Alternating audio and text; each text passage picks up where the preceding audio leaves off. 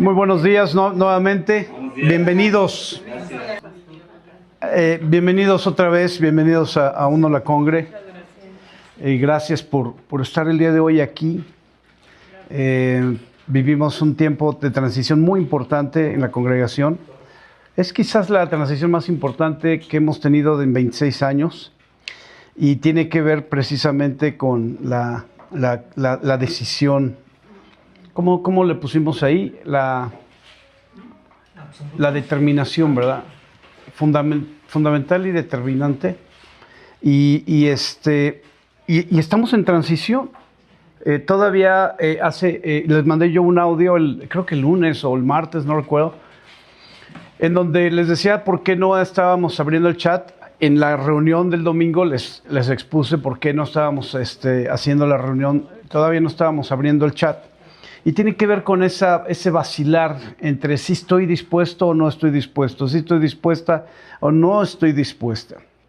Y en ese vacilar está la diferencia, está el marcar esta diferencia. Cuando leíamos Gedeón, la historia de Gedeón en su llamado, y luego Dios le da la instrucción para poder escoger al ejército. ¿Se acuerdan que eran 32,000 en el ejército?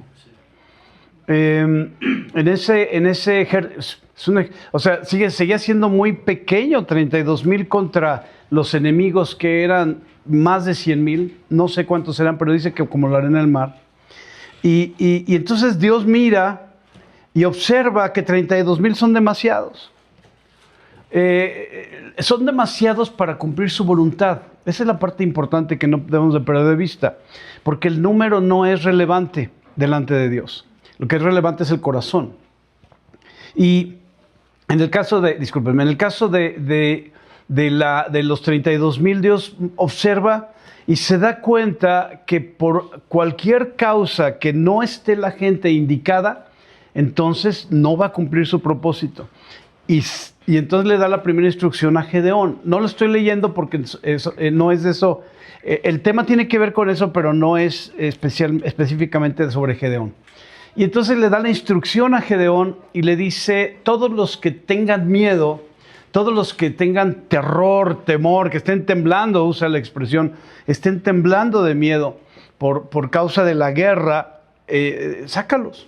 Y él abre la convocatoria como la abrimos hace ya 5 semanas, ¿verdad? Hace 5 semanas se abrió la convocatoria y entonces 22,000 dejaron el lugar, se regresaron a sus casas.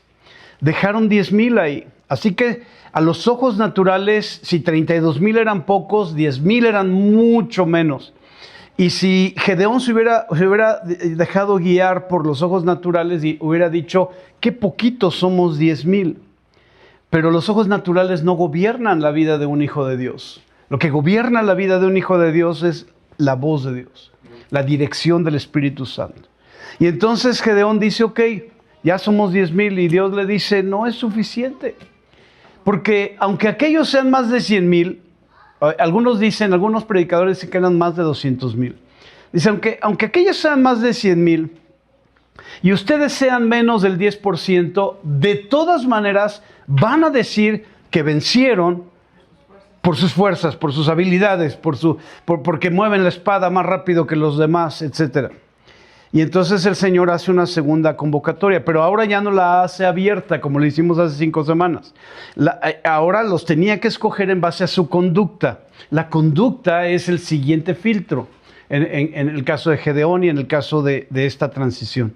La conducta tiene que ver con el hecho de decir: ok, ¿qué le dice el Señor a Gedeón? Los que cuando tomen del agua van a haber 2 tipos: los que agarren el agua con la mano y la lleven a su boca, y los otros que laman como perro, valga la expresión, que peguen su boca a la corriente del río para tomar el agua.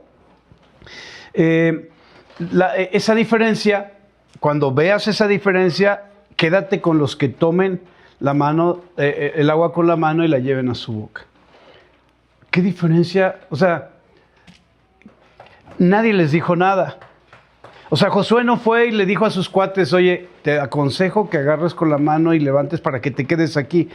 Gedeón no podía no podía estorbar, no podía intervenir, tenía que esperar a que surgiera esa conducta, a que surgiera esa expresión para beber del agua. Y no se trata de que uno era bueno y otro era malo. Se trataba de que Dios estaba escogiendo los que habían de quedar de los que se habían de ir. Y entonces se queda Josué, comienza, Gedeón, discúlpenme otra vez, es que voy a hablar de Josué. Gedeón comienza a revisar toda esa conducta en la corriente del río, o en el lago, no sé dónde estaban, y de repente entonces dice, ok, 1, 2, imagínense lo que se tardó para ver a 10,000, o sea, en ese momento que estaban bebiendo, y escoger, y escogió 300. Entonces Dios ve a 300 contra más de 100,000 y dice, ahora sí, no hay forma de que estos digan que por su habilidad o su capacidad o por su fuerza van a poder conseguir lo que yo les voy a entregar con mi mano. Y eso es lo que es la transición de un Olacón. Lo que vamos a tomar y lo que vamos a conquistar en Querétaro y en México no tiene nada que ver con el número de personas que somos. Entonces, acompáñame ahora sí a Josué capítulo 1, por favor. Aconteció después de la muerte de Moisés, siervo de Jehová, que Jehová habló a Josué, hijo de Nun, servidor de Moisés, diciendo, ¿lo tienen ahí? A ver, ¿los espero? ¿Sí? Listo, dice capítulo 1, versículo 1. Aconteció después de la muerte de Moisés, siervo de Dios, siervo de Jehová, que Jehová habló a Josué, hijo de Nun, servidor de Moisés, diciendo, mi siervo Moisés ha muerto. Ahora pues, levántate y pasa este Jordán, tú y todo este pueblo, a la tierra que yo les doy a los hijos de Israel. Había que hacer un primer paso. Es muy importante, es la columna vertebral del mensaje del día de hoy, el primer paso. Todavía no hacemos el primer paso, pero tenemos que estar preparados para el primer paso. Entonces, el primer paso es, mi siervo Moisés ha muerto, ahora pues levántate y pasa este Jordán, tú y todo este pueblo, a la tierra que yo les doy a los hijos de Israel. Esto es fundamental. Recuerden que pasaron 40 años en el desierto porque Moisés desobedeció a Dios. Y esa desobediencia le costó no conocer la tierra prometida. Hace unos días llamó mi atención este video, una explicación de un hombre de esos mensajes cortos que dan, donde él decía, y efectivamente Moisés no pudo, no conoció personalmente, o la vio de lejos, ¿se acuerdan que la saludó de lejos? No pisó la tierra prometida por dos razones fundamentales. La primera es por haber golpeado la piedra 2 veces cuando Dios le dijo que le hablara a la piedra para que sacara agua. Ese fue el inicio, pero donde se concreta ya su fracaso de liderazgo, porque tuvo éxito para sacar al pueblo de Israel, tuvo éxito para pasar el mar Rojo y tuvo éxito previo a enviar a los espías, pero cuando envía a los espías, a los 2 espías, vuelve otra vez a equivocarse, dándole a los 10 espías la decisión de si entramos o no entramos. El líder era Moisés. El que mandaba era Moisés, el que daba las órdenes era Moisés, y Moisés es convencido de los 10 espías que dicen no podremos tomar esta tierra. Dios ya les había dicho que la tomaran, que la iban a tomar, pero Moisés escucha a estos espías, los influencers más poderosos de Israel en ese tiempo. Convencieron a toda una generación.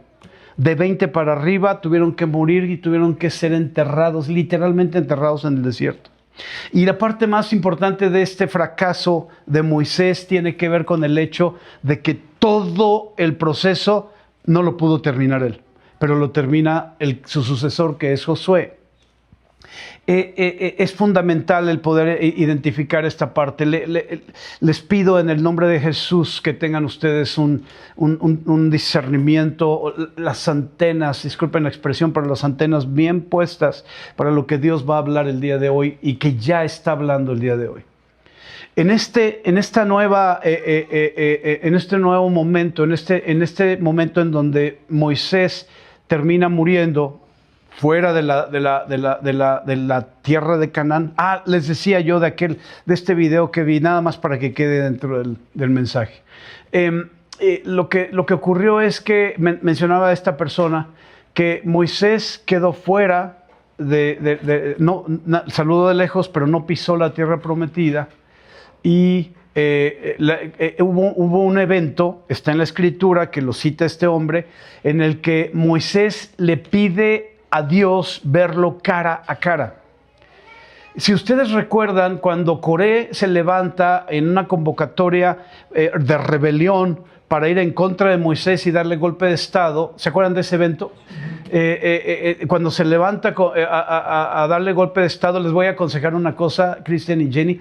Cuando tengan así datos como este que digan, híjole, ese no me la sé, pueden una de dos, o levantar la mano y lo platicamos, o preguntarles a Fran y José ya en la semana para que lo puedan tener. Es súper importante, ¿sale?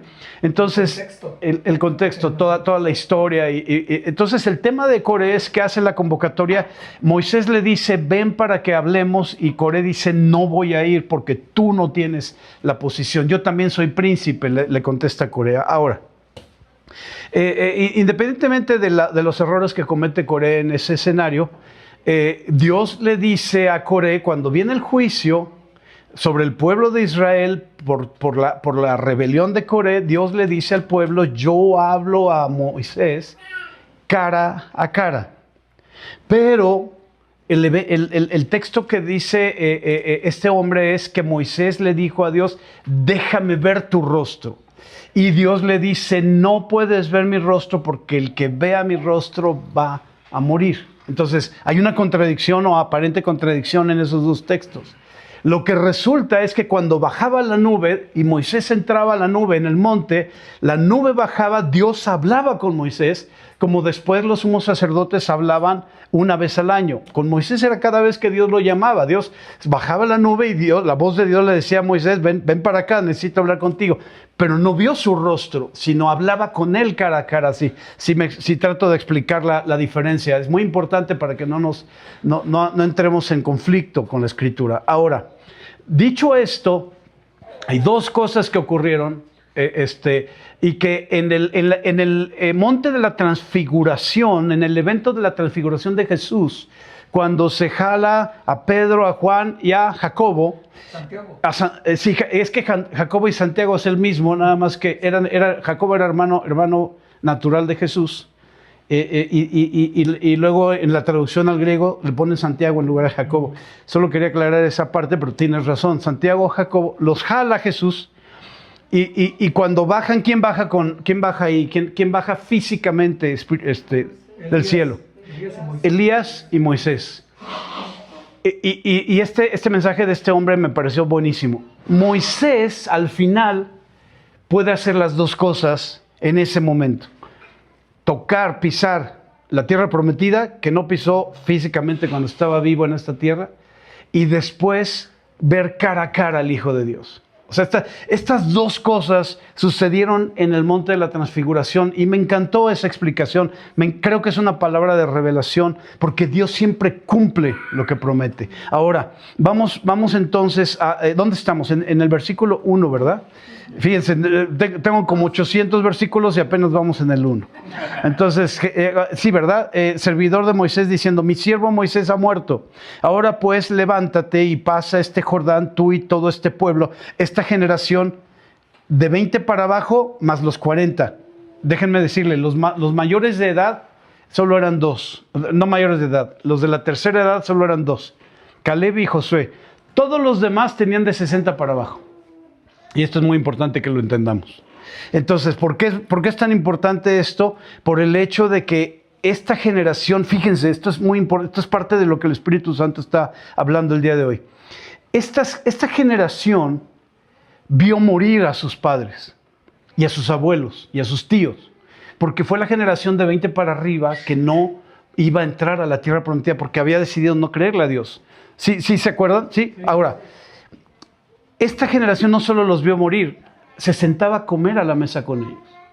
se metía en la tienda y platicaba con ellos. Salían, caminaban, se movía la nube y ellos iban con esa generación. Es decir, padres, tíos, hermanos, primos, iban en esa generación, caminaban en esa generación, pero en esas caminatas y en esas transiciones y en esas comidas y en esas reuniones familiares estaba una generación que no conocería la tierra prometida y otra que sí la conocería. Y la parte fundamental de esto es, ¿qué le decía la generación que no iba a entrar a la generación que sí iba a entrar? La generación que no creyó a la generación que sí creyó. ¿Cuál era el mensaje que había? ¿Y cuál era la respuesta a ese mensaje de la generación que sí creyó a la generación que no creyó? Entonces, esta parte es fundamental porque tenemos entonces nosotros que escoger a qué generación pertenecemos. Y yo te voy a decir, yo, Oscar Lara, pertenezco a la generación que conquista esta nación. Y que mis nietos van a reírse porque no van a creer que esta generación fue predominantemente religiosa. Porque ellos van a crecer en una nación donde el nombre de Jesús es invocado en toda la nación, incluyendo al presidente y a su gabinete, etc. Y no como Estados Unidos, que aparenta pero no es. Aquí vamos a ver a presidente, gabinete, Cámara de Diputados y de Senadores, vamos a ver al Poder Judicial, vamos a ver a los jueces justos, vamos a ver una nación modelo para el mundo. Y la ONU va a tener que rendirse y doblar sus rodillas y decir: Jesucristo es el Señor de México. Amén. Esa es la generación a la que yo pertenezco. ¿Dónde me quedé? Mi siervo Moisés ha muerto, ahora pues levántate y pasa este Jordán. Pasa este Jordán, tú y todo este pueblo, a la tierra que yo les doy a los hijos de Israel. El paso del Jordán es fundamental. Ahorita vamos para allá. Yo les he entregado, como lo había dicho a Moisés, todo lugar que pisare la planta de su pie. Desde el desierto y el Líbano hasta el gran río Éufrates, toda la tierra de los heteos hasta el gran mar donde se pone el sol, será su territorio. Nadie te podrá hacer frente. El versículo 4 marca el territorio, delimita el territorio que Dios le va a entregar a esta generación. Nadie te podrá hacer frente en todos los días de tu vida. Cuando Dios dice nadie, es nadie. Cuando Dios dice nadie, es nadie. Y dice: como estuve con Moisés, estaré contigo. No te dejaré ni te desampararé. Estos versículos que estamos leyendo legitiman a Josué. Lo legitiman, gracias. Lo legitiman delante del pueblo y también lo legitiman delante de él. Esto es algo nuevo para mí. Cuando Dios nos llamó para Querétaro, no tuve ninguna duda. Había un conflicto de decisión, porque recuerden que nuestro pastor Fernando nos decía: si ya tienes una célula en Cancún, vete a Cancún. O sea, si Dios te va a sacar de aquí, vete a donde ya tienes algo. Pero el Espíritu de Dios decía: no te voy a llevar a Cancún, te voy a llevar a Querétaro. Y Fernando me decía: ¿qué tienes en Querétaro? Nada. Tengo un cliente por la empresa con la que trabajo. Gracias. No tengo nada en Querétaro. Y New Holland era mi cliente en ese tiempo. Y yo le decía: no tengo nada en Querétaro. Entonces, ¿por qué no te vas? Donde tienes, no me acuerdo si 30 o no me acuerdo cuántos eran en ese momento, 35 como célula, que una vez a la semana por teléfono les predicábamos y orábamos por ellos.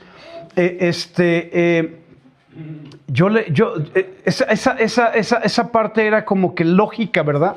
Pero la lógica no es la de Dios. O sea, no es lógico que si tienes 32,000 soldados para pelear con más de 100,000, les quites a los 32,000 y se quedes con 300. No es lógico. Pero yo no hago las cosas lógicas porque Dios no hace las cosas lógicas. Si sus pensamientos son más altos que mis pensamientos, yo quiero esos pensamientos. Porque si me quedo con los pensamientos que están abajo, los míos, si me conformo con eso, si no alcanzo los suyos, no voy a hacer lo que Él quiere que yo haga. Necesito ser renovado en mi entendimiento. Entonces, lo que ocurre aquí, lo que pasa con el llamado es la legitimidad. Algo muy extraño ha pasado. Cuando nos dio la palabra Isabel Contreras, que les puse en audio hace 5 semanas, esa palabra, una cosa que, un texto, un término que ella usa es: tu llamado es legítimo. Y algunos tú estás encontrando resistencia a ese llamado desde afuera, ¿se acuerdan? Desde afuera, dice, gente de afuera no está reconociendo lo legítimo tu llamado, pero yo te digo, profeta, que tu llamado es legítimo. Y la verdad, le soy sincero, jamás pensé que no lo fuera. Desde que Dios nos llamó, el Señor me salvó y me rescató y todo, pero el llamado es otra cosa. Una cosa es ser hijo de Dios y crecer como siervo y siervo a discípulo, y la otra es que Dios te llame. Y cuando Dios nos llamó a Querétaro, ni siquiera sabíamos a qué veníamos a Querétaro. En el llamado yo lo que hice fue obedecer, porque yo crecí aprendiendo a obedecer al Señor, aún en las cosas que no fueran lógicas. Y en ese llamado, nunca, en todos esos años, 26 años y un mes, nunca he tenido duda de que es legítimo nuestro llamado. Pero la profeta Isabel Contreras dice, tu llamado es legítimo, aunque encuentres resistencia de afuera. Muy bien, gracias. Aunque nunca lo consideré, algo hay de parte de Dios con esto. Y luego nos invitaron a un curso de liberación, y en ese curso de liberación oraron por nosotros. Oró un pastor por nosotros. Y cuando el pastor, después de orar por mí, me da una palabra, y en la palabra dice, yo confirmo como tu Señor, o sea, no el pastor, sino el Señor, la voz del Espíritu, dice, yo te confirmo que tu llamado es legítimo, sin importar que diga los de afuera. Segundo, entonces yo digo, no tengo duda, Señor. Yo no tengo duda de que este llamado es legítimo. Pero Dios tiene algo donde ya confirmó por 2 veces sobre aquella ilegitimidad del pensamiento de los de afuera, de las voces y los pensamientos de los de afuera respecto a nuestro ministerio. Bueno, lo que hace el Señor, y esto es importantísimo, uno la congregue, lo que hace el Señor aquí es que legitima con la palabra de Dios.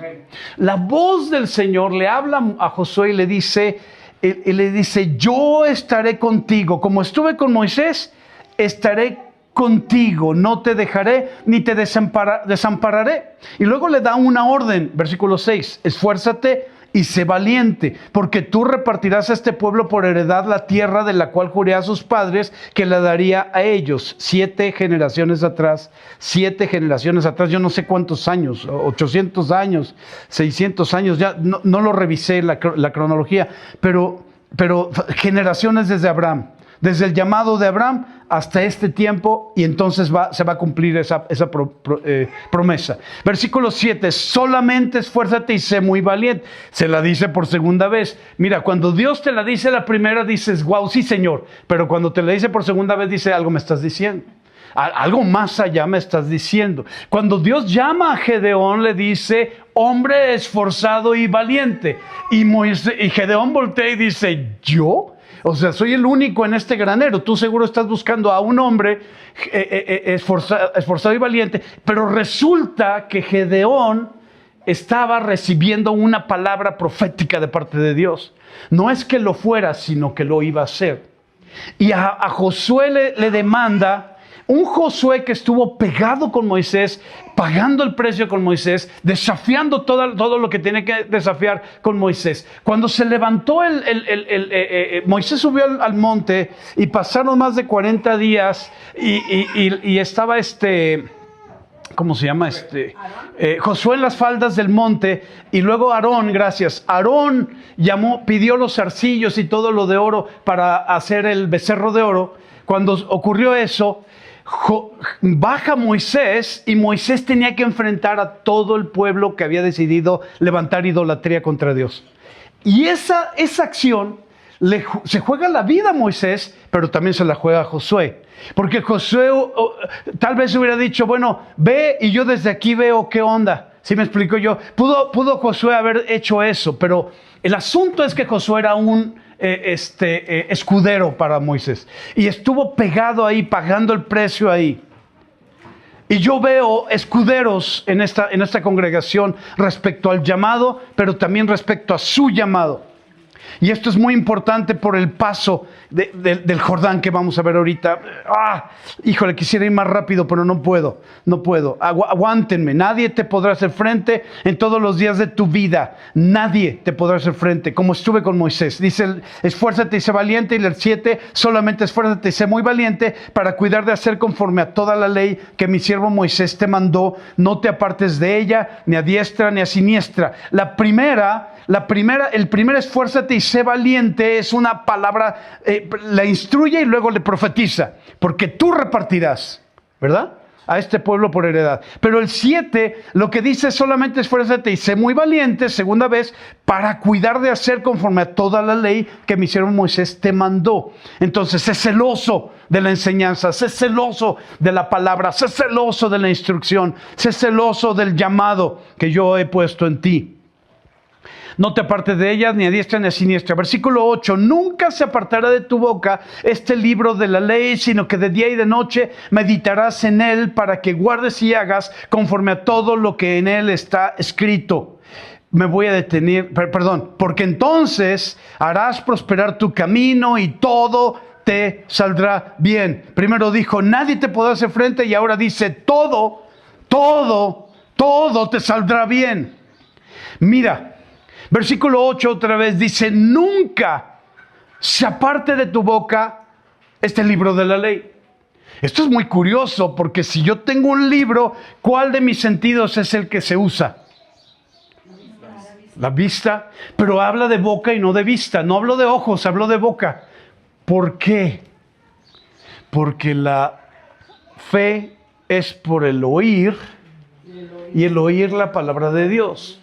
Esta semana envié un audio, no recuerdo a quién de ustedes, envié un audio y le dije, te aconsejo que cuando estés leyendo esta parte de la escritura, a ti, Janet, gracias, te aconsejo que cuando estés leyendo esta parte de la escritura, la hables y tú mismo te la escuches. Este es un consejo para todos ustedes. Los que están, todos hombres y mujeres que se están preparando en sus reuniones semanales como parte de la primera etapa de esta transición, necesitan estar leyendo y en la lectura hacerlo audible para escucharse. Porque eso va a generar una fe que no has generado hasta el día de hoy. No estoy hablando de memorizar, como estuve con Moisés. No. Se trata de leer como lo estoy haciendo ahora y que tú me estás escuchando, pero yo también me estoy escuchando. Y el momento en el que lo estoy haciendo, esto está generando fe, porque la fe es por el oír. Y aquí lo que dice la instrucción es, nunca se apartará de tu boca. Y esta parte es fundamental, de tu boca, no de tus ojos, no de tu memoria, no de tu retención. Es de tu boca, no se apartará de tu boca este libro de la ley. ¿Estás conmigo? Sí. Versículo 9, mira que te mando que te esfuerces y seas valiente tercera vez. No temas ni desmayes, porque Jehová tu Dios estará contigo en donde quiera que vayas. Eso es lo que le dije. Cuando el Señor me dijo, es tiempo de este momento del, ley profética 0, y que yo dije, ok, voy a hacerlo, pero tú tienes que estar conmigo. Voy a estar contigo a donde quiera que vayas. Ahí es a donde voy a estar. Donde yo vaya, Él va a estar. Donde Él vaya, yo voy a estar. No me voy a separar jamás de Él. Y como no me voy a separar jamás de Él, lo más importante no es el número, sino lo que alcancemos, lo que lleguemos a conquistar por medio de su mano a favor de nosotros. Porque Él está con nosotros. Versículo, ¿qué? 10. Gracias, 10. Versículo 10. Y Josué mandó, ok, vamos a brincarnos el 10 y vámonos hasta el 12. También habló Josué a los rubenitas y gaditas y a la media tribu de Manasés, diciendo, acuérdense de la palabra que Moisés, siervo de Jehová, les mandó diciendo, Jehová su Dios les ha dado reposo y les ha dado esta tierra. Sus mujeres, sus niños y sus ganados quedarán en la tierra que Moisés les ha dado a este lado del Jordán.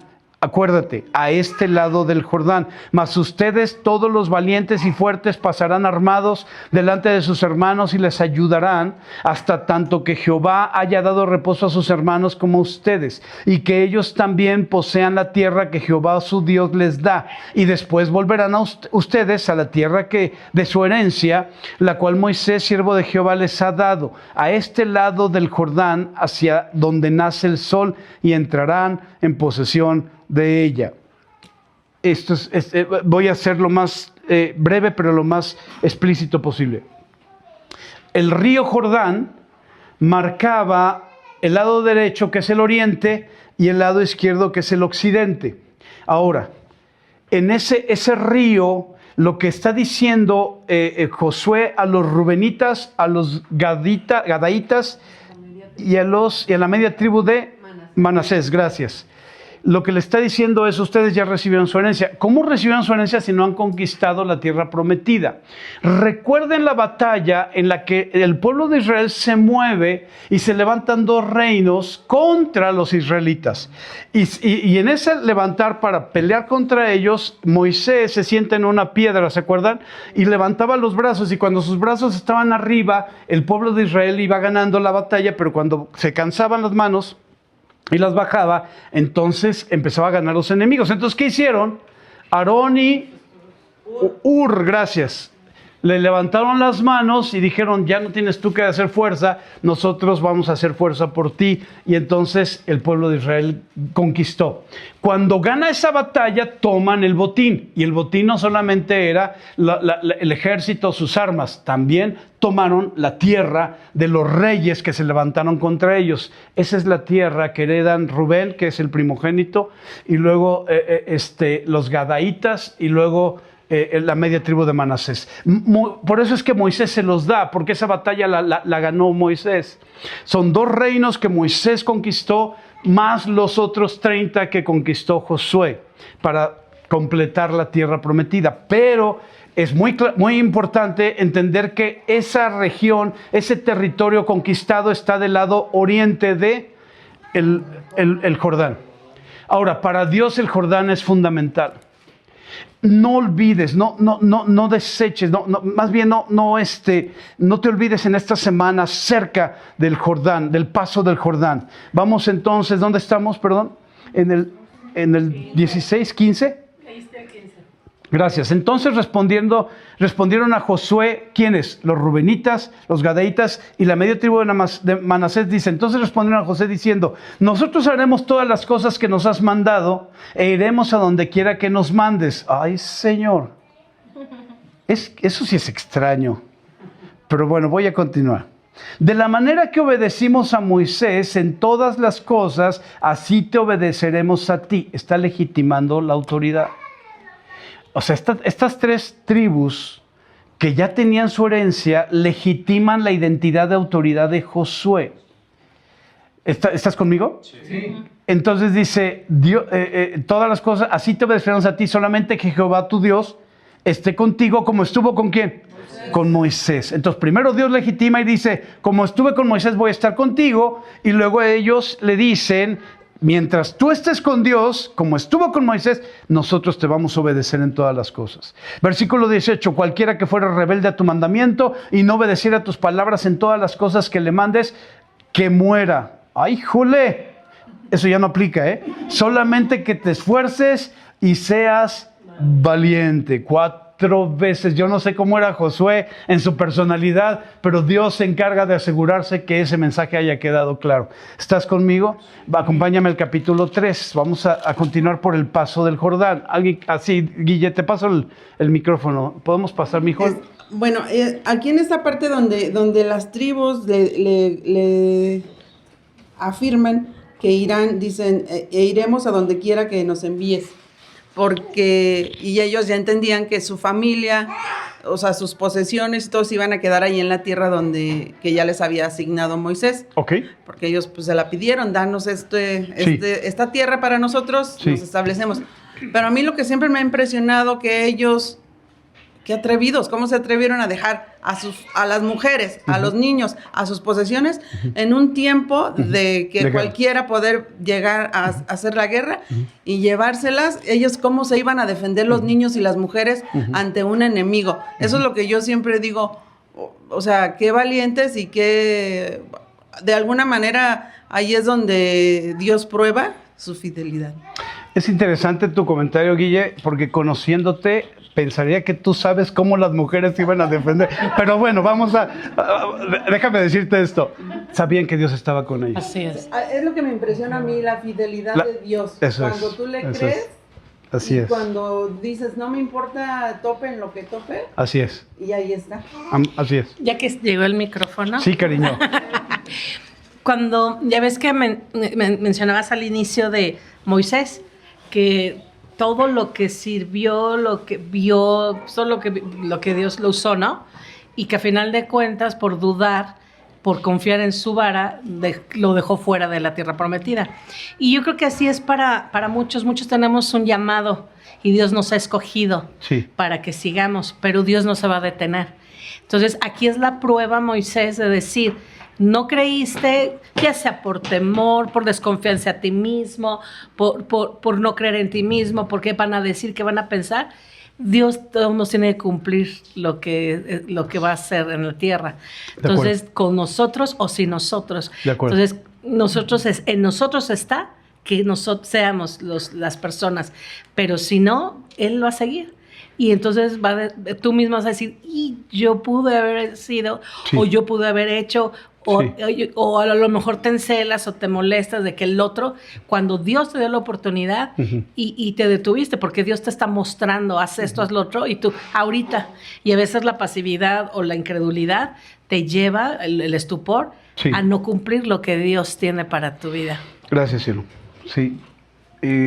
Esto es importante, lo que acaba de decir mi esposa, por el recordatorio sobre quienes ya empezaron a reunirse en su casa. Levanten la mano. Wow, ok. Pues si quiere Bien, la semana que entra solo nos vamos a reunir los que nos reunimos entre semana. O sea que ya iniciamos esta instrucción. ¿Por qué? Porque necesitamos entrar con una etapa definitiva. No vacilando. No, híjole, es que no sé si es de Dios o no sé si es tiempo de Dios. O sea, si ya de la instrucción y todavía crees que no fue el Señor el que dio la instrucción, está bien, pero necesitas una congregación en donde tú puedas hacer eso, ¿de acuerdo? En donde no tengas que dar ese paso. Entonces, esta transición va en otra dirección y no es en la dirección en la que tú estás acostumbrado o acostumbrada. Si no te reúnes esta semana, voy a mandar el mensaje, por favor no asistas, ¿ok? ¿De acuerdo?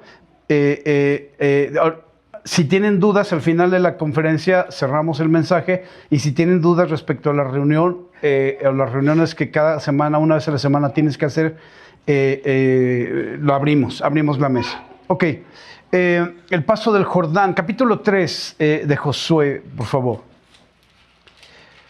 Josué se levanta de mañana, y él y todos los hijos de Israel partieron de Sittim y vinieron hasta el Jordán. Sittim está en el lado oriente.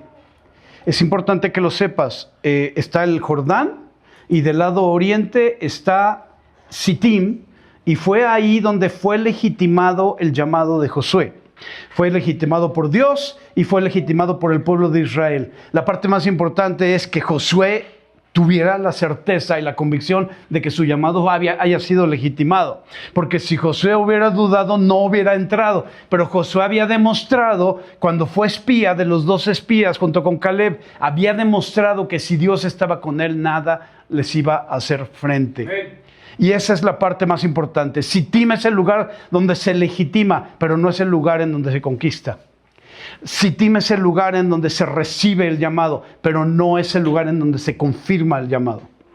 Sittim no es el lugar donde se toma el botín. Sittim solamente es el lugar, y digo solamente no porque sea menos importante. Si no se legitima el llamado, si no se confirma el llamado, si no se abraza el llamado, no tienes que hacer nada en el Jordán.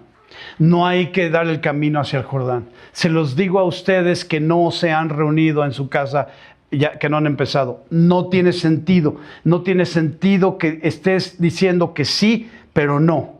No es la conducta correcta. Josué se levantó de mañana y él y todos los hijos de Israel partieron de Sittim y vinieron hasta el Jordán y reposaron ahí antes de pasarlo. Después de 3 días, los oficiales recorrieron el campamento y mandaron al pueblo diciendo: cuando vean el arca del pacto de Jehová su Dios y los levitas sacerdotes que la llevan, ustedes saldrán de su lugar y marcharán en pos de ella, a fin de que sepan el camino por donde han de ir. Por cuanto ustedes no han pasado antes de ahora por este camino, pero entre ustedes y ella haya distancia como de 2000 codos, no se acerquen a ella. Y Josué dijo al pueblo: santifíquense. Esto de los 2000 codos es más o menos 1 kilómetro, ¿verdad? 1 kilómetro de distancia. Gracias, Fer. Santifíquense pues Jehová, porque Jehová hará mañana maravillas entre ustedes. Y habló Josué a los sacerdotes diciendo: tomen el arca del pacto y pasen delante del pueblo. Y ellos tomaron el arca del pacto y fueron delante del pueblo. Esto es importantísimo porque lo que hicieron fue tomar el arca y pasar para que todo el pueblo los viera. Recuerden que no sé cuántos eran en número después de que murió toda la generación de 20 para arriba. No lo sé, es más, no sé si se documenta o no sé si existe algún censo en ese sentido, pero de los que salieron de Egipto y pasaron el Mar Rojo fueron más de 600,000. Entonces, se reprodujeron en el desierto, y no sé a qué número llegaron, y de los que murieron contra los que se reprodujeron. Entonces, ¿mande? Mínimo 2 generaciones. Mínimo 2 generaciones. Gracias. Ahora, aunque no lo sabemos, ahorita vamos a entrar en una estadística, en un registro, en un dato que nos va a dar un poco de luz en ese sentido.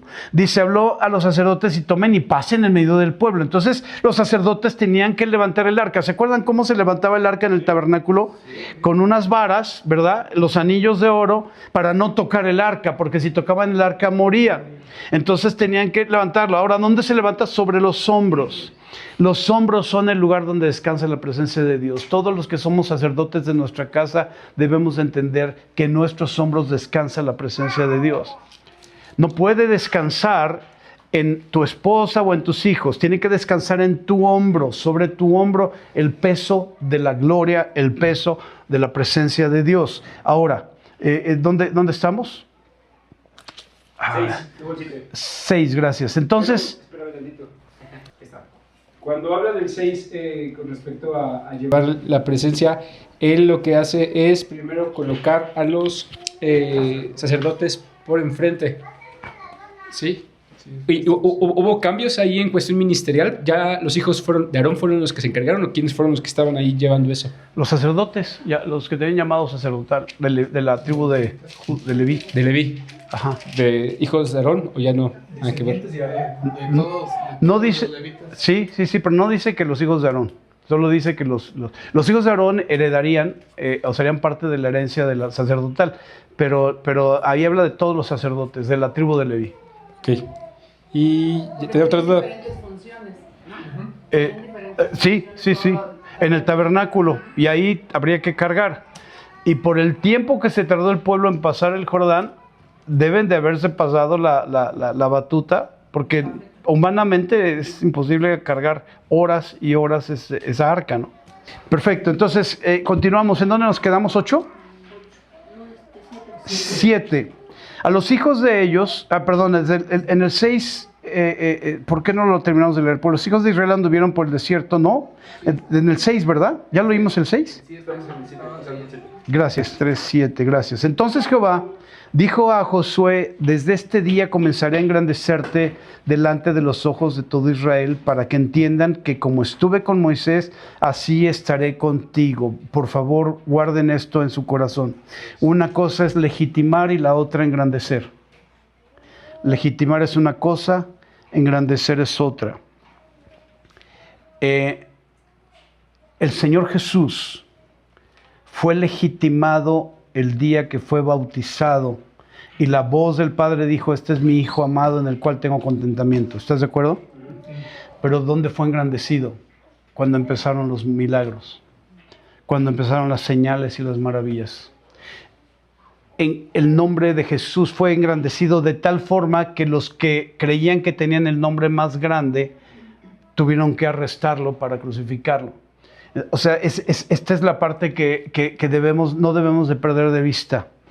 Ser legitimado en tu llamado, ser legitimado en tus servicios, salud, ser legitimado o legitimada en lo que Dios te ha llamado a hacer, no significa que ya está siendo engrandecido. Engrandecer es una segunda parte, en un segundo momento.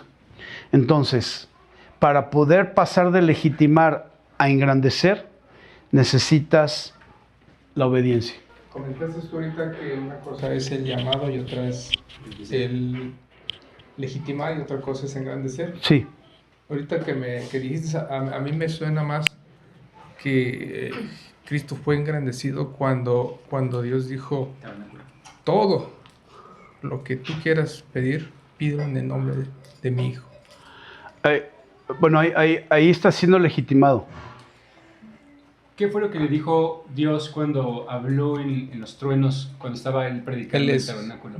Mi hijo amado. No. Eso fue en el bautismo en agua, Sí. Pero sí, en el templo no me... Y que algunos escucharon para... Cuando le dice, Padre, glorifica a tu Hijo, y dice, lo glorificaré. La voz dijo, lo glorificaré. Que no dice, ya lo glorifiqué, O ya- volveré a glorificar. Ya lo glorifiqué y lo volveré a glorificar. ¿Eso no es ser engrandecido? Bueno, esa es una respuesta del Padre para ser engrandecido. Pero no, Jesús ya era grande. Ya había sido engrandecido con el Espíritu Santo haciendo las cosas que hacía en Jesús. No sé si me explico. Los milagros, toda esa razón por la que empieza a ser perseguido es porque está siendo engrandecido.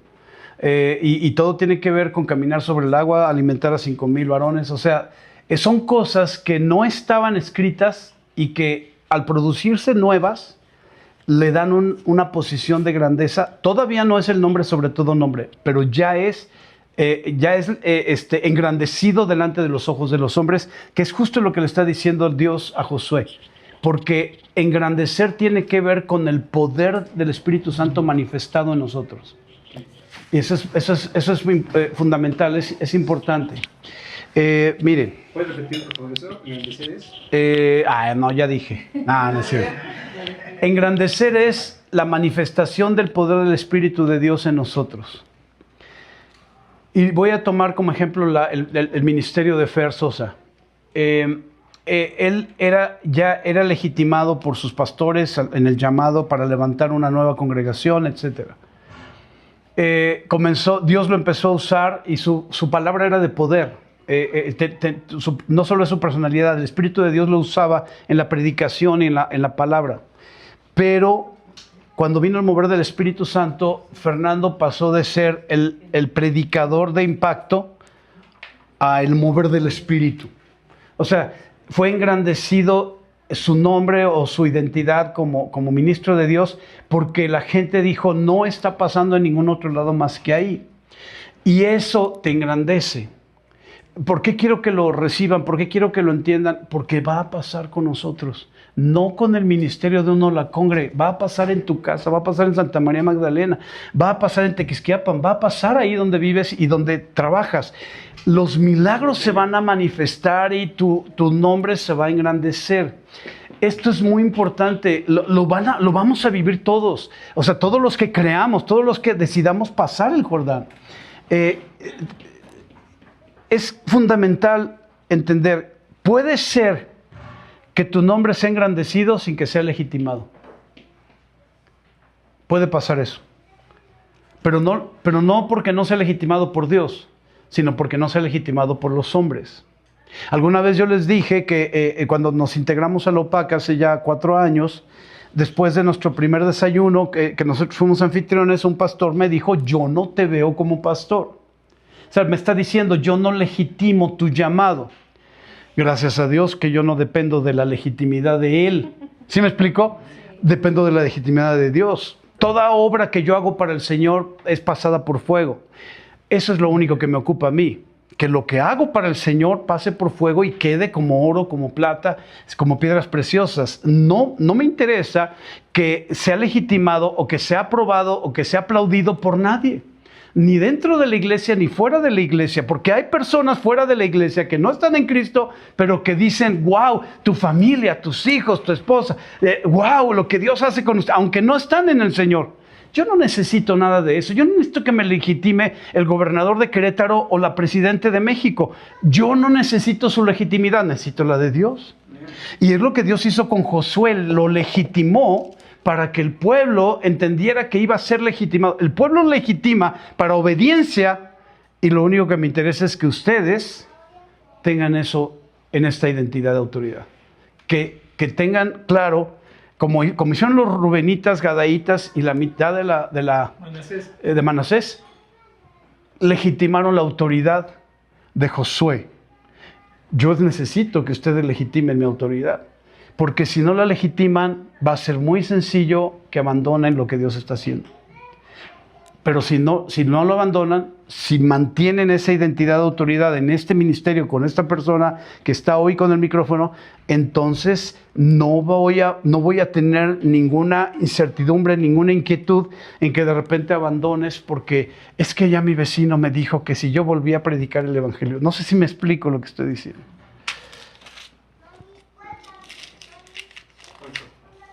Gracias. 8. Tú pues mandarás a los sacerdotes que llevan el arca del pacto, diciendo, cuando hayan entrado hasta el borde del agua del Jordán, pararán en el Jordán. Y Josué dijo a los hijos de Israel, acérquense y escuchen las palabras de Jehová su Dios. Y añadió Josué, en esto conocerán que el Dios viviente está en medio de ustedes, y que Él echará de delante de ustedes al cananeo, al eteo, al ebeo, al fereceo, al gergeseo, al amorreo, al jebuseo. Todos esos nombres horrorosos tenían que acabar en esta tierra. He aquí, el arca del pacto del Señor de toda la tierra pasará delante de ustedes en medio del Jordán. Tomen pues ahora 12 hombres de las tribus de Israel, uno de cada tribu. Y cuando las plantas de los pies de los sacerdotes que llevan el arca de Jehová, Señor de toda la tierra, se asienten en las aguas del Jordán, las aguas del Jordán se dividirán, porque las aguas que vienen de arriba se detendrán en un montón. Vuelve a pasar lo que pasó en el Mar Rojo, pero ahora pasa en el Jordán. Porque Dios lo que va a hacer es decirle al pueblo de Israel, como estuve con Moisés. Ya se lo había dicho a Josué, y Josué lo tomó. Pero ahora Dios le dice al pueblo de Israel, como estuve con Moisés, voy a estar con Josué. ¿Dios legitima en frente del pueblo? Ese es digamos, el punto de este versículo. Dios legitima y la identidad de autoridad de Josué delante del pueblo. Ahora, esto es fundamental. Gracias, Salma. Sí. Hace esa referencia. O sea, Dios afirma la legitimidad de la identidad de autoridad de Josué delante del pueblo. Gracias, Espíritu Santo. Esta semana, meditando sobre esta palabra, revisando, escudriñando sobre ella, yo le decía al Espíritu Santo, yo no quiero mi anhelo personal delante de ti, delante del trono de la gracia, yo no quiero que tú me digas, como estuve con Fernando, voy a estar contigo. Yo quiero que me digas y que esté en tu corazón el deseo de que como estuviste con Jesús, así estarás conmigo. Porque Jesús dijo, harán cosas mayores que las que yo he hecho porque yo voy al Padre. ¿Me sigues? Sí. Entonces yo tengo un ejemplo, tengo una referencia preciosa del ministerio de Fernando y de Esther. Yo tengo esa referencia, pero mi deseo, el anhelo de mi corazón, y quizás por eso vino esta transición de poder separarme de ese ministerio, es el hecho de que sea Él mismo, Jesús, mi referencia. Lo que hizo en esta tierra, más las cosas mayores que Él hizo, porque Él está junto al Padre, abogando por mí, abogando por ti. Yo deseo entonces que como estuvo con Jesús, así esté conmigo. Y mi anhelo es que tú también tomes esta palabra. Que no sea como estuviste con Oscar, estés conmigo, sino como estuviste con Jesús, estés conmigo. y el Espíritu de Dios opere con libertad en nuestras vidas como estuvo con Jesús en esta tierra. Solo hay un tema, que es posible que el fin sea similar al de Jesús, porque vamos a seguir el mismo camino. Entonces no está fácil.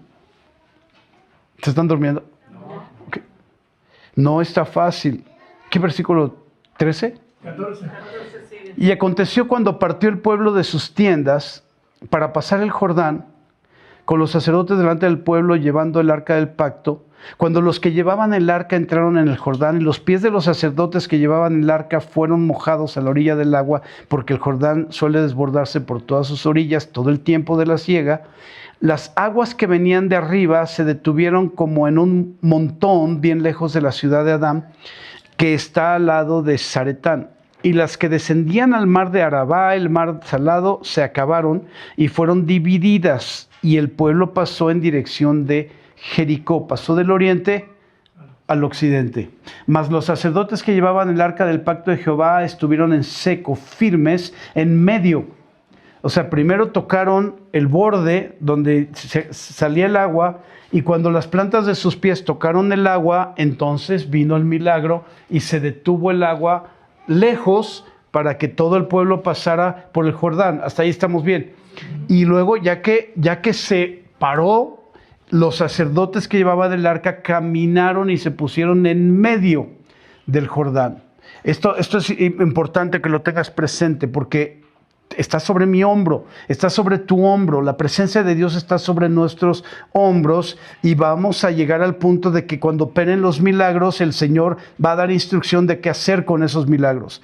Las aguas que venían de arriba se detuvieron como en un montón. Versículo 17, más los sacerdotes que llevaban el arca del pacto de Jehová estuvieron en seco, firmes en medio del Jordán, hasta que todo el pueblo hubo acabado de pasar el Jordán y todo Israel pasó en seco. Me voy a detener ahí. Hay muchísimo que platicar hacia adelante, pero me voy a detener ahí porque estamos en el tiempo de Sittim. Esta transición empieza, para poder hacer la analogía, con Sittim, el lugar de la legitimidad y también el lugar de la confirmación del llamado. Pero más allá de eso, Sittim es la preparación, Sittim es la instrucción, Sittim es donde el Señor afirma y confirma la identidad de autoridad. Los que están reuniéndose ya en sus casas y están en esas reuniones predicando, hablando, siendo dirigidos por el Espíritu Santo, están cumpliendo el propósito de Sittim para poder entonces ir en dirección al Jordán. No puedo ir en dirección al Jordán si Sittim no está cumpliendo su propósito, porque Sittim es el lugar donde murió la generación. Esto es importante. Sittim es el lugar donde la generación de 20 para arriba murió. Hay dos generaciones hoy en la iglesia redimida de Jesucristo. La iglesia genuina, la iglesia real, la iglesia donde hay salvación y vida eterna. Hay dos generaciones, la generación del desierto y la generación de la conquista. Y la diferencia entre una y otra está en la fe, en confiar en Dios y en creerle a Dios. Sittim es la preparación para el Jordán. Y si no te preparas, no puedes ir al Jordán. Y yo quiero que todos nosotros pasemos de Sittim al Jordán. Porque cuando el Espíritu de Dios diga, ve al Jordán, cuando dé el paso, cuando yo les dé la instrucción, si no te preparaste, te tienes que quedar en Sittim y tienes que morir. Valga la expresión, en Sittim. Ya no vas a poder pasar al Jordán. Porque el tiempo del Jordán va a llegar. Y cuando llegue el tiempo del Jordán, no van a ser dos Jordanes. No va a haber un tiempo de Jordán para cuando yo esté listo, cuando no estoy listo, y luego el tiempo de Jordán para cuando ya estoy listo. No hay dos pasos del Jordán, va a ser uno, y cuando hayamos pasado, ya no lo leímos ahí, pero cuando hayamos pasado y en seco y estemos del lado de Gilgal, que es el lugar en donde inicia la preparación de la conquista. No, Gilgal es la zona occidental del Jordán. Cuando hayamos pasado, entonces, estando en Gilgal, el agua va a volver a correr. Y los que se quedaron en Sittim ya no pueden pasar a Gilgal. O sea, pueden pasar a nado, pero ya no van a pasar para conquistar porque no se prepararon en Sittim. Entonces este es el último llamado para los que no se están reuniendo en su casa. Si no te reúnes en tu casa, quedan 3 semanas. No me lo tomen a mal. La gente cree que estoy jugando con esto. No estoy jugando. El Señor no está jugando con esto. Una pregunta. Que si, por ejemplo, no tienes gente en tu casa y hoy dices, pues, ¿a quién le digo, no? Entonces, es bueno que se salgan, que tomen un día o 2 días a la semana para que salgan a predicar a donde el Señor los esté llevando o por su casa, no sé. La respuesta es sencilla.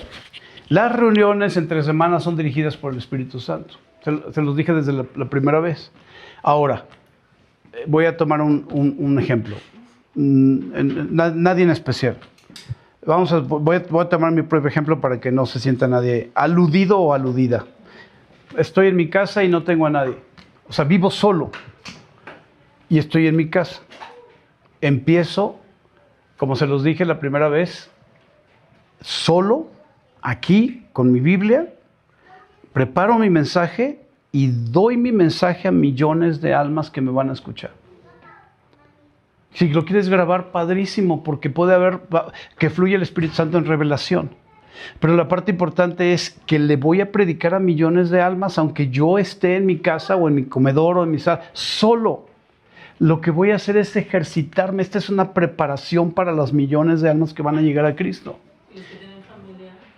Si yo tengo familia, por ejemplo, el caso de Guille, que tiene a sus 2 hijos, vas a estar en tu comedor, Guille, vas a predicar tu mensaje. En voz alta para que Sí, porque es en voz alta. De ahí el mensaje de leer la palabra en voz alta. Pero tu mensaje lo preparas y das el mensaje. Excelente. Entonces, y ese es el de una semana, pero luego viene la siguiente semana, porque es un ejercicio. La preparación es lo que nos está capacitando. No solo el mensaje, porque el mensaje, y esto es importantísimo, si yo predico bajito para que no moleste a los de mi familia o no moleste a los vecinos, entonces no me estoy preparando para millones, me estoy preparando solo para cumplir lo que me está pidiendo el pastor. Te vas a preparar para predicarle a millones, le vas a predicar a millones. Sí, le vas, y vamos a necesitar, pero nada más, por favor, compara. El Estadio Corregidora le caben 35,500 personas más la cancha. Vamos a ponerle 45,500. Le vas a predicar a 45,500 y vas a necesitar un micrófono con un sistema de sonido muy impresionante para que todos te escuchen. El asunto es que si no te preparas en tu casa solas para predicarle a millones, no te van a escuchar 45,000 personas porque vas a estar acostumbrado o acostumbrada a predicar así para que no molestes a nadie. Y no tienes por qué preocuparte de molestar a nadie. Lo que tiene que hacer la gente es escuchar. Déjame decirte esto acaba de bajar del Espíritu. Cuando tú estás dando un mensaje solo o sola en tu casa y le estás predicando a millones, las tinieblas se están sacudiendo. El reino de los cielos ya se movió a favor tuyo, pero las tinieblas empiezan a sacudirse porque saben que no pueden poner impedimento, no pueden obstruir lo que tú estás haciendo porque ya llegó el tiempo de Sittim, de la preparación para pasar hacia el Jordán, para caminar hacia el Jordán. Pero si sigues tú reteniendo y están distrayéndote con cosas del trabajo, de la familia, ahorita del mensaje de Belén, del celular. O sea, si estás distrayéndote en otras cosas que no tienen que ver con el propósito de Dios, de la voluntad de Dios, no vas a predicarle a millones. Ahora, ¿quedó clara esa parte? Dice mi esposa, bueno, ¿y qué tal si salgo y le hablo a alguien afuera? El Espíritu de Dios te va a estar llevando. Es una situación que el Espíritu de Dios está haciendo, porque es una preparación para lo que Dios está haciendo.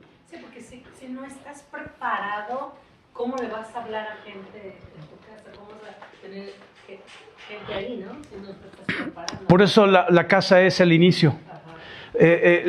No quiero imitar a la iglesia primera, a la de los discípulos con los 5,000 que fueron llenos del Espíritu Santo. No quiero imitar a esa iglesia, porque esa iglesia vivió su tiempo y su tiempo, bajo la dirección del Espíritu, cumplió el propósito. Si la imito o la trato de imitar, no voy a cumplir el propósito de este tiempo. No, yo quiero ser dirigido por el Espíritu Santo para este tiempo. Ahora, La iglesia de antes, la primera iglesia, inició reuniéndose en casas. ¿Por qué? Porque el Espíritu de Dios les instruyó que estuvieran en la... no es confidencialidad, ¿cómo se dice cuando es? En la privacidad, en la intimidad, en la privacidad de la casa, porque podían perseguirlos. Si tú lo haces en tu casa, como lo de esta pandemia, si te reunías en tu casa, pues ¿quién te podía controlar en tu casa? ¿Sí me sigues? Ahora sí quieren controlar en tu casa. Ahora con estas cosas inteligentes van a querer controlarte y decirte, ya no puedes hablar de Dios en tu casa. Pero eso se viene apenas en unos 2 o 3 años. Ahorita no va a pasar eso.